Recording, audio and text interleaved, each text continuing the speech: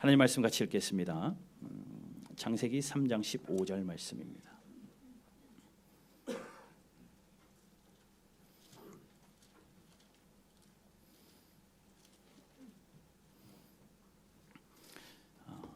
창세기 3장 15절 우리 한 목소리로 같이 읽겠습니다. 15절입니다. 시작. 내가 너로 여자와 원수가 되게 하고 네 후손도 여자의 후손과 원수가 되게 하리니 여자의 후손은 내 머리를 상하게 할 것이요 너는 그의 발꿈치를 상하게 할 것이니라 하시고. 아멘. 오늘 제목이 뭡니까? 옆 사람한테 한번 그렇게 얘기해 보세요.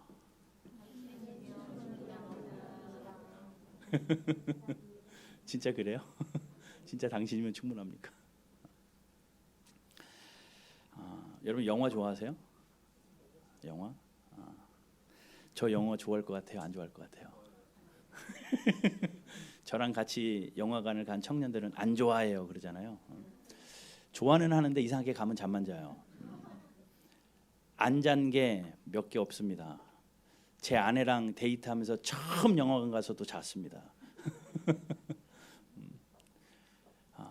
안 잔 영화 따져보면 주라기 공원 안 잔 것 같고요. 정신 없어가지고 몇 개 없는 거에 가면 의자도 푹신하죠.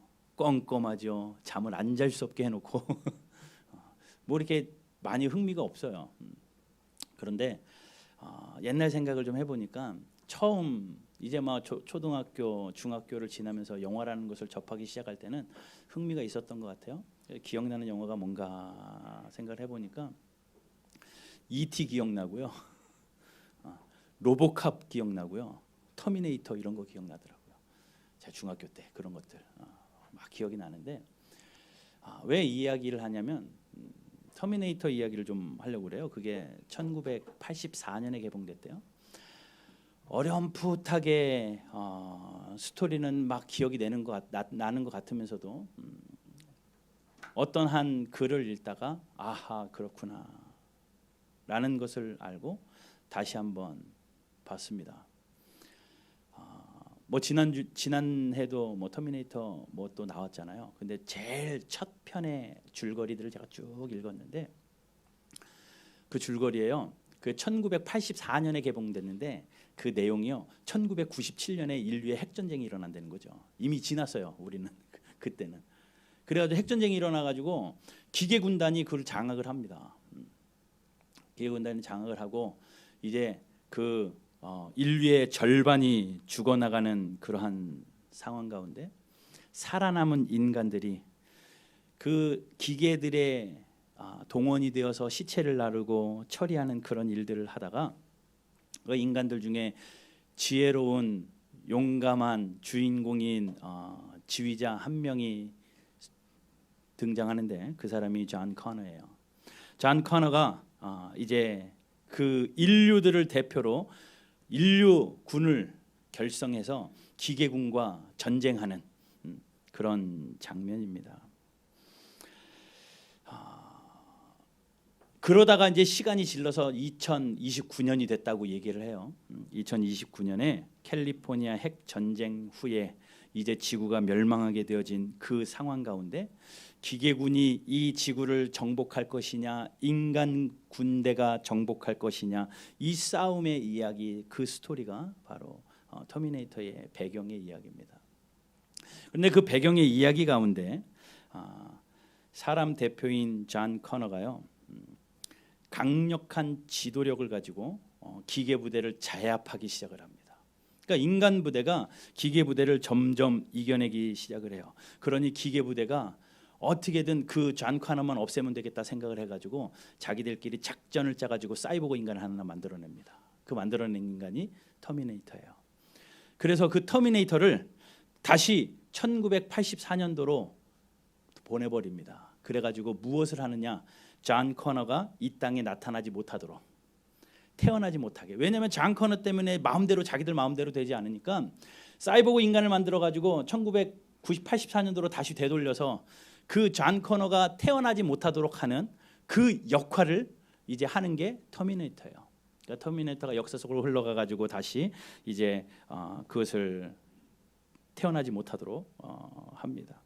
그래서 그의 어머니 사라 커너를 죽이려고 하고, 그런데 그 일을 인간 부대가 알게 되죠.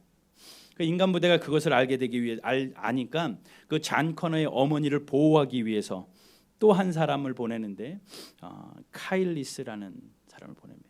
물론 공상 영화니까 그런 거예요. 그런데 그 영화의 핵심은 이겁니다.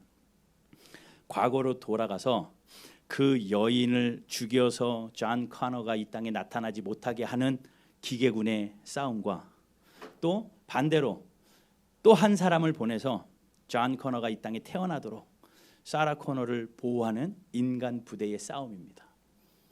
그러니까는 존 커너라는 그 인물이 이 땅에 오도록 하는 팀과 오지 못하게 하는 팀의 싸움의 전쟁이 바로 터미네이터의 전체 줄거리의 이야기예요. 흥미는 있어요. 그런데 말도 안 되는 이야기입니다. 이해가 되시죠? 그런데 그 이야기가요, 성경 이야기예요.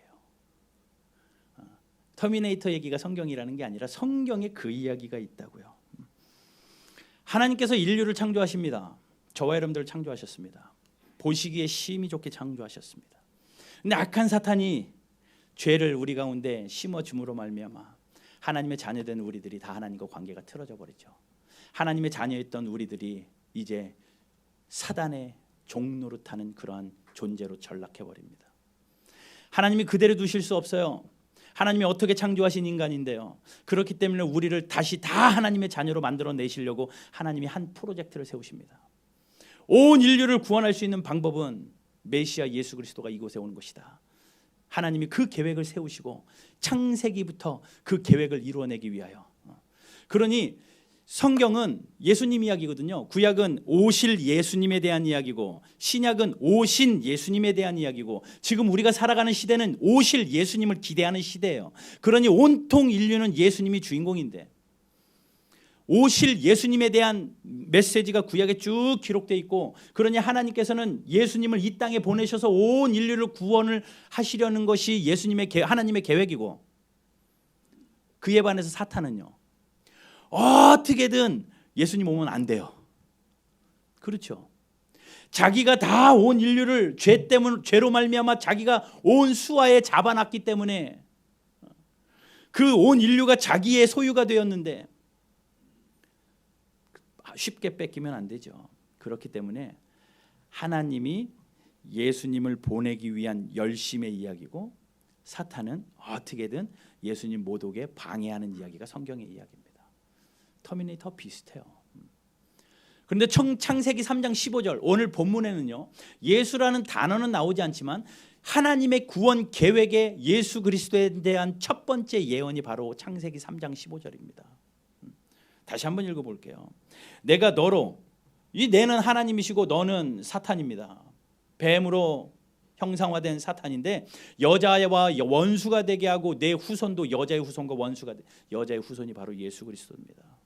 원수가 되게 하려니 여자의 후손은 이 사단의 머리를 상하게 할 거지만 네 사단은 어떻게든 아무리 해봤자 발꿈치밖에 상할 수 없다라고 처음으로 예언한 장면이 이 장면입니다. 그러니까 성경은요, 이 이야기예요. 예수님을 보내시려는 하나님의 열심, 사탄은 어떻게든 예수님 못 오게 하려는 사탄의 열심의 이야기, 그것이 구속사 흐름으로 쭉 기록된 것이 성경입니다. 그러니 저와 여러분들이 살아가는 이 시대에도 그 흐름으로 성경을 읽고 또 그 흐름으로 이 시대를 살아야 돼요. 자, 지금부터 사단의 계략과 하나님의 열심에 대해서 몇 가지 예를 좀 들어볼게요.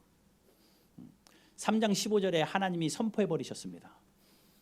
사탄아, 너는 이제 여자의 후손과 원수가 될 것이다. 이제 원수로 되는 거예요. 그리고 여자의 후손은 너의 머리를 상하게 할 것이다. 사탄의 그 모든 것이 이제 결정되어 버렸습니다.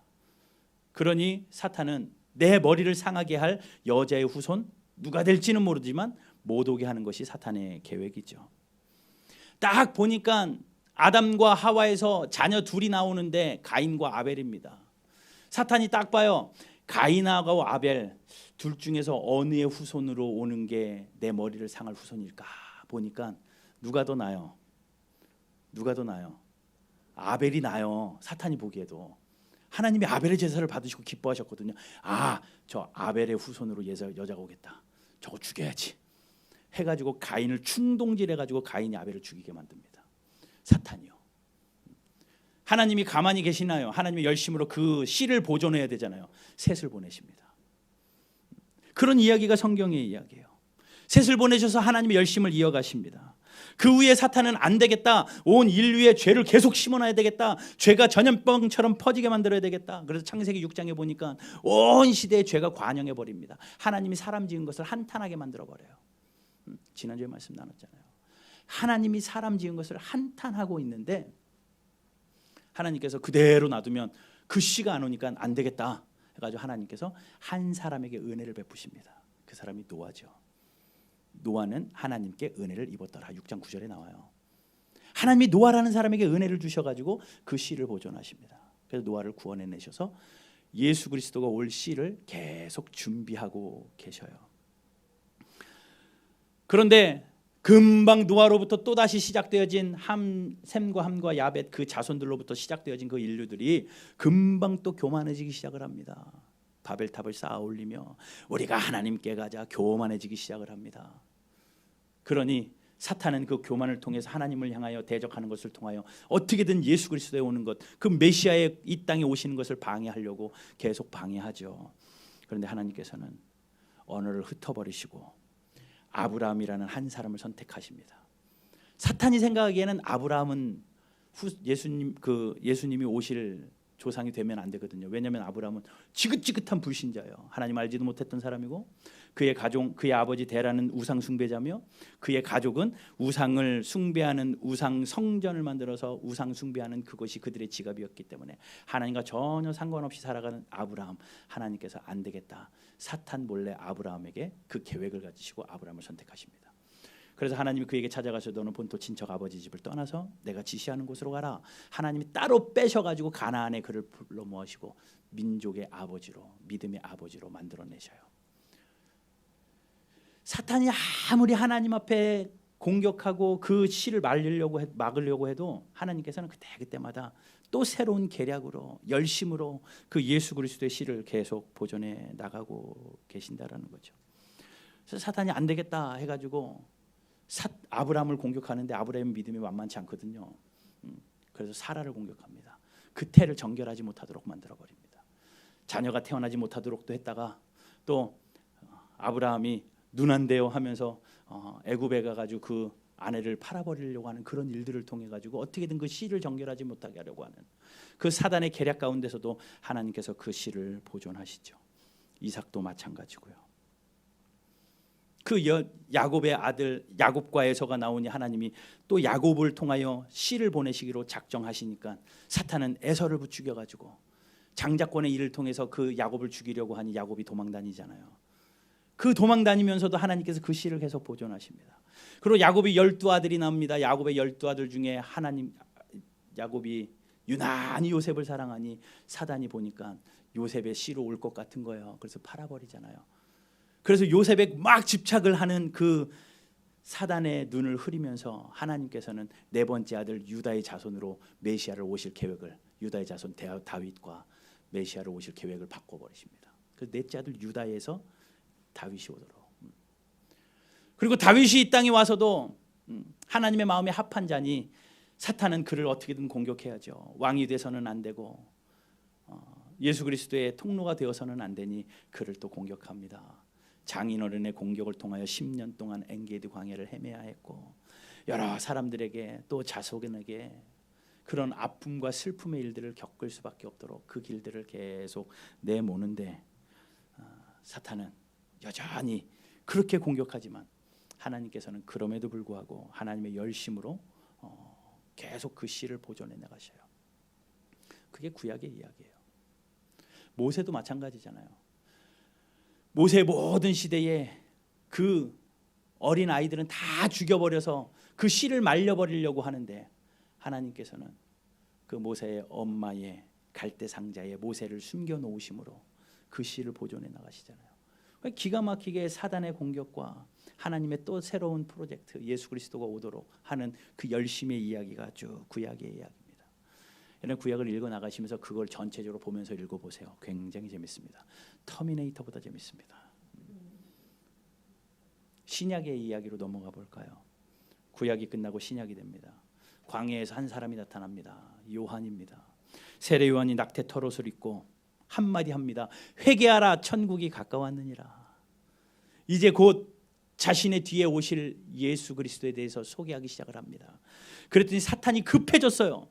왜요? 이제 얼마 안 남은 거예요. 내가 그렇게 수천 년 동안 구약의 시대 동안에 방해하고 막고 막았는데 하나님께서는 이상한 열심으로 계속 돌려가지고 결국은 오게 만들었고 세례 요한이 이제 곧 내 뒤에 오신다고 하니 큰일 난 겁니다. 어떻게든 막아야죠. 그래 헤롯을 부추깁니다. 헤롯을 부추겨가지고 2살 이하로 난 모든 아이는 다 죽여라 이런 명령을 내려버립니다. 하나님이 가만히 있나요? 그 예수 그리스도를 애굽으로 피신시키셨다가 그것이 잠잠해지자 다시 나사렛으로 오셔서 나사렛에서 예수를 탄생하게 만드십니다. 자, 그러니까 사탄이 그렇게 방해 공작을 했는데 예수님의 열심을 이겨내지 못하고 예수님이 이 땅에 오셨어요.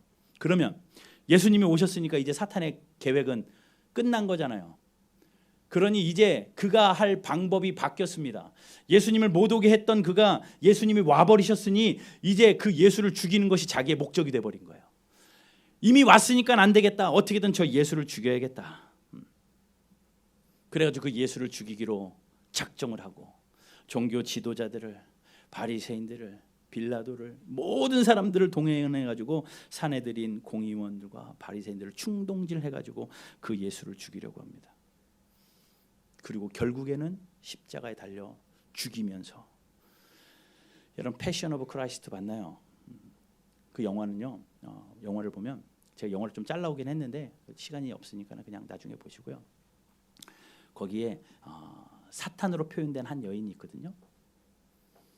예수님이 십자가에 딱 달리는 그 순간에 그 여인이, 예수님이 막 겟세마네에서 기도하는 그 순간에 그 사탄이 이렇게 예수님을 보면서 되게 음흉한 미소를 줘요. 내가 이겼다.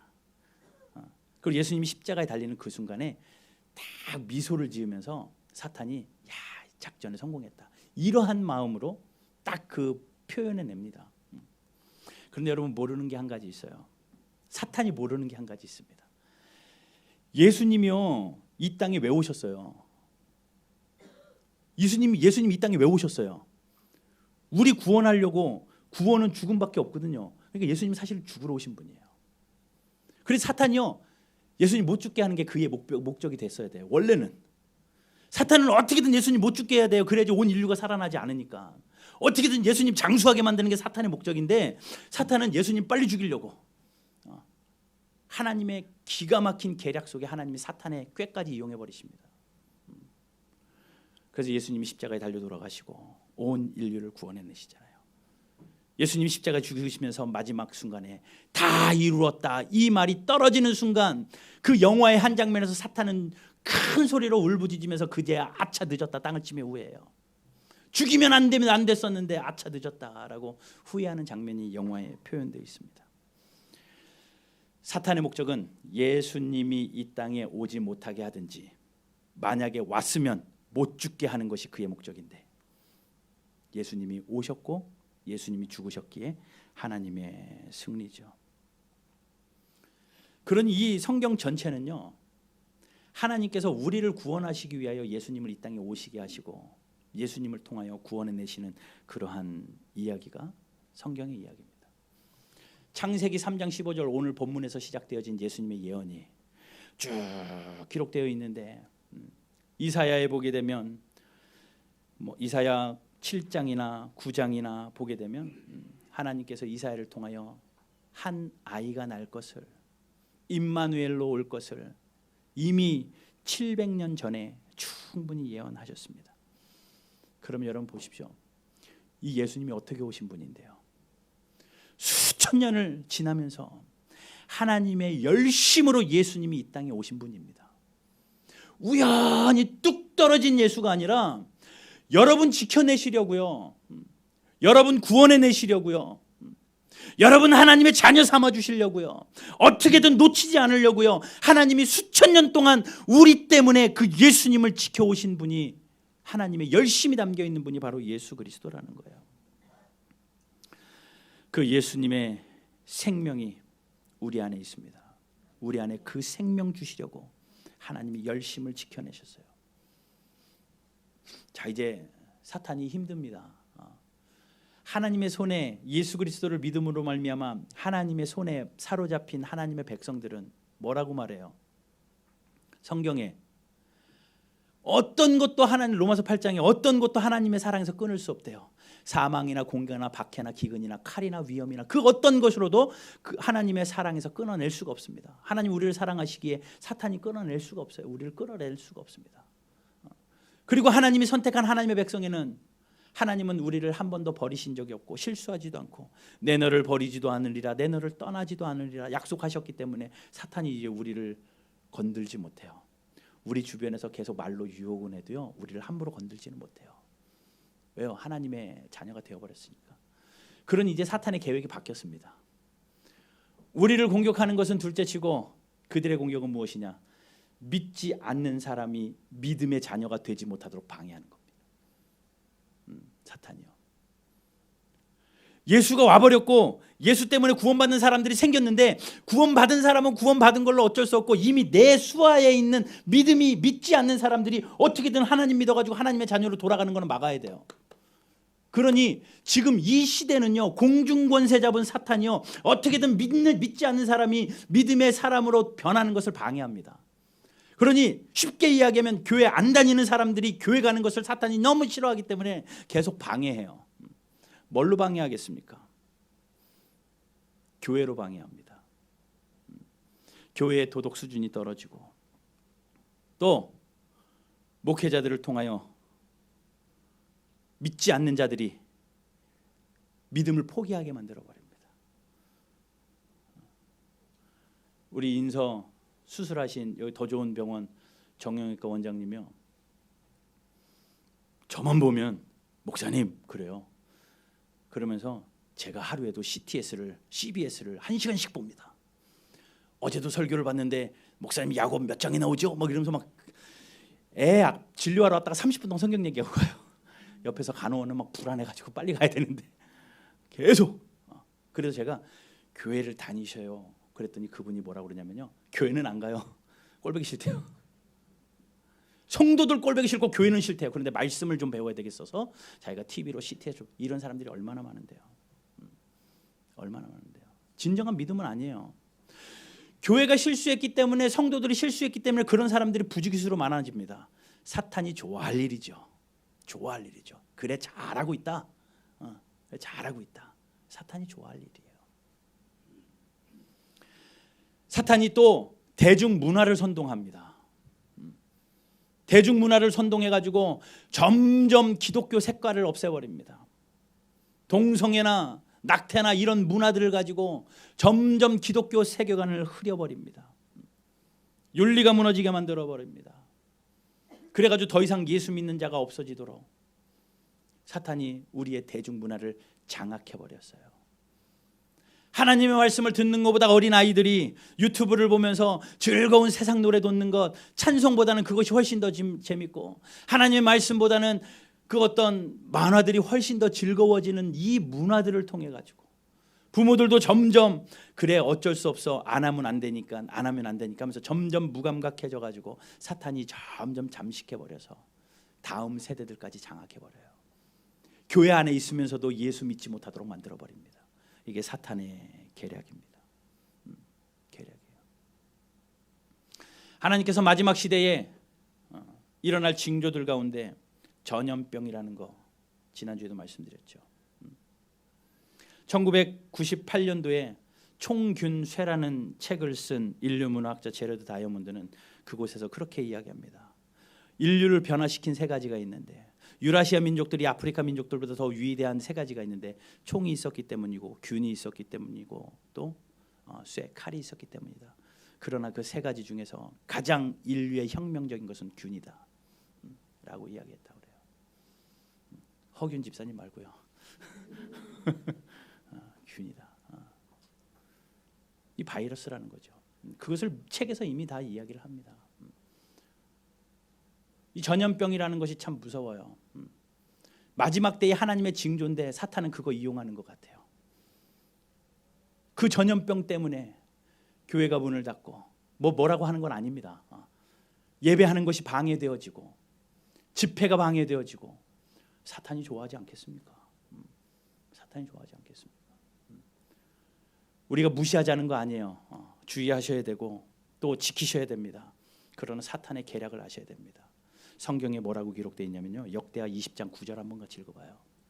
앞에 읽어보십시오. 역대하 20장 9절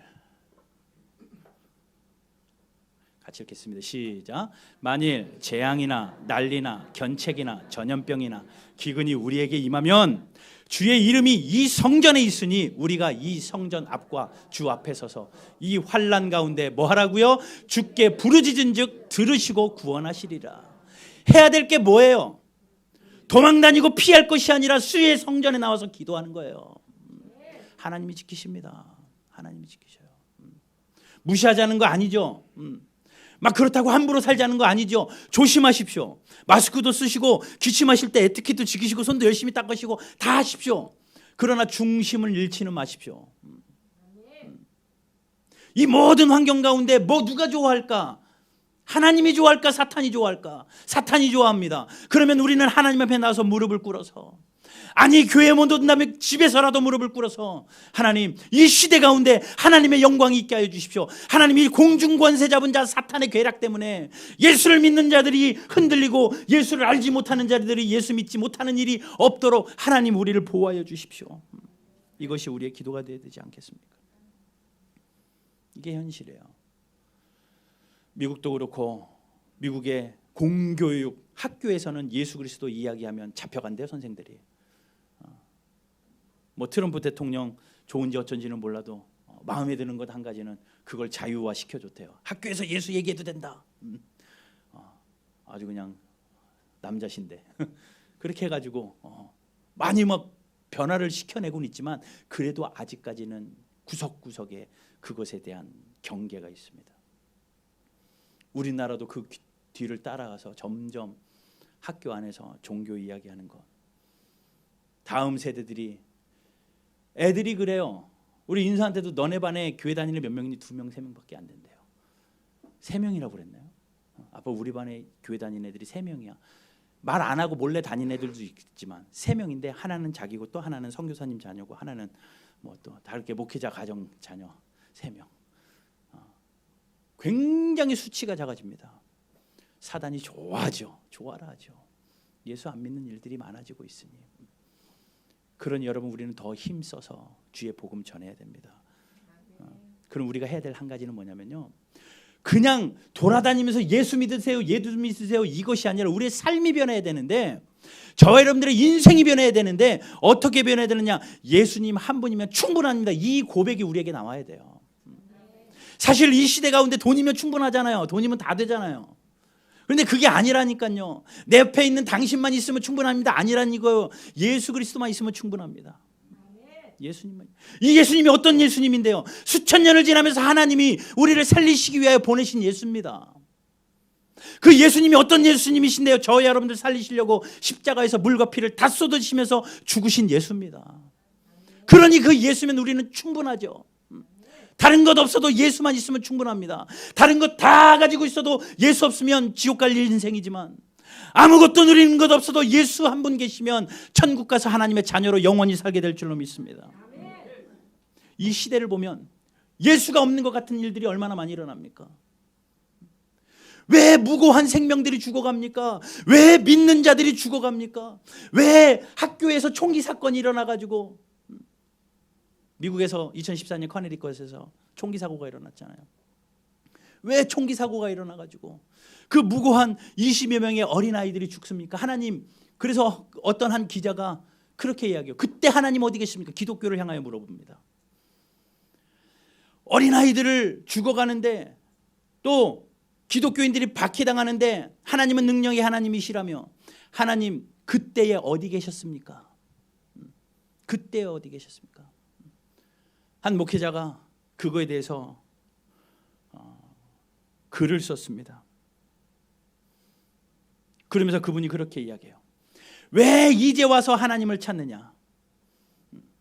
너희들이 하나님을 내버릴 때는 언제고, 예수 그리스도의 이름을 지울 때는 언제고, 학교에서 예수 그리스도의 이름을 지우고, 교실에서 예수 그리스도의 이름을 지우고, 문화 속에서 예수 그리스도를 그토록 지원해다가 왜 그 어려움을 당하니 하나님 어디 계셨느냐고 하느냐.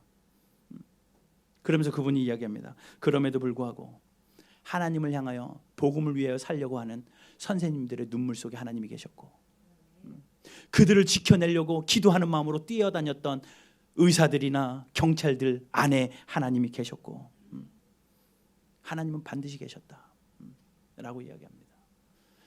여러분, 우리가 이해 못할 일들이 우리에게 일어나죠. 그러면서 이야기하죠. 하나님 왜? 하나님 왜?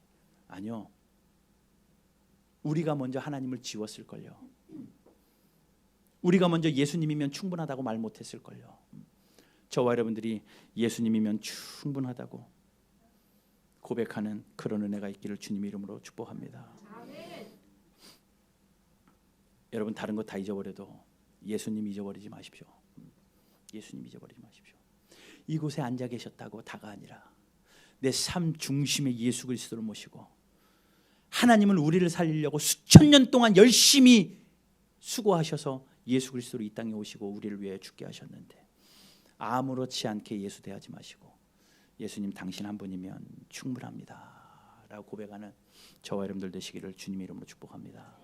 하나님이 말씀하십니다. 내 너를 버리지도 않으리라. 내 너를 놓치지도 않으리라. 하나님 약속합니다. 여러분, 예수님만 버리지 마세요. 예수면 충분합니다. 다 잃어버려도 예수만 충분한 줄 알고 그 예수님 꼭 부여잡고 살아가는 저와 여러분들 되시고, 오늘 이 아침에 저와 여러분들의 진정한 고백이 당신이면 충분합니다. 당신이면 충분합니다. 이 고백 되시기를 주님의 이름으로 축복합니다.